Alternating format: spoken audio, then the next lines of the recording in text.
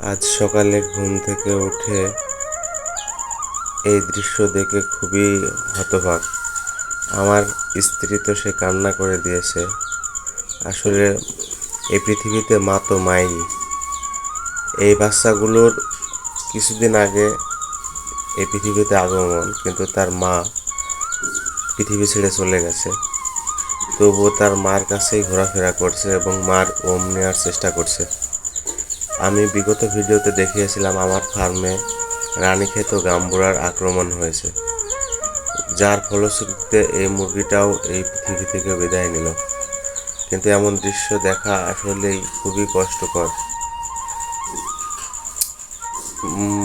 আমার এতটা কষ্ট লেগেছে যে আমি ভাষা দিয়ে বলে বোঝাতে পারবো না।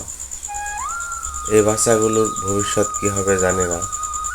আসলে কতটা খারাপ লাগছে বলে বোঝাতে পারবো না। এই বাচ্চাগুলো এর মার কাছে ঘোরাফেরা করছিল, এর মা মারা গেছে।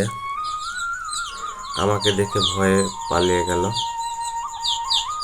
আসলে খামারে রানীক্ষেত গাম্বুরা অ্যাটাক হওয়ার পরে আমার বাইরের প্রায় 100-র উপরে দেশি মুরগি ছিল, সেগুলো প্রায় মারা গিয়েছে।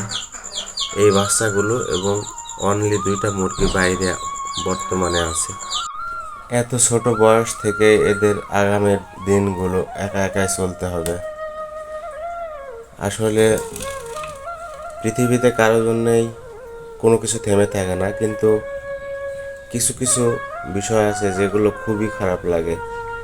কারো কারো অনুপস্থিতিতে অনেকের অনেক কষ্ট হয়। আমরা হয়তো বা কিছুই বুঝতে পারবো না আমাদের জন্য, কিংবা এদের জন্যও কিছু থেমে থাকবে না। কিন্তু কতটা কষ্ট এরা ফিল করবে এবং এদের যে একটা নিরাপত্তা, সেই নিরাপত্তা বলয় আজ থেকে চলে গেল। আমি অত্যন্ত কষ্টে আছি। এই বাচ্চাটির মাকে যখন এখান থেকে উঠালাম, তখন এরা খুবই ছটফট করছিল, যা আপনাদের এই ভিডিওতে আমি দেখাতে পারি নাই। আসলে কি বলবো এবং কি করব আমি বলে বোঝাতে পারছি না।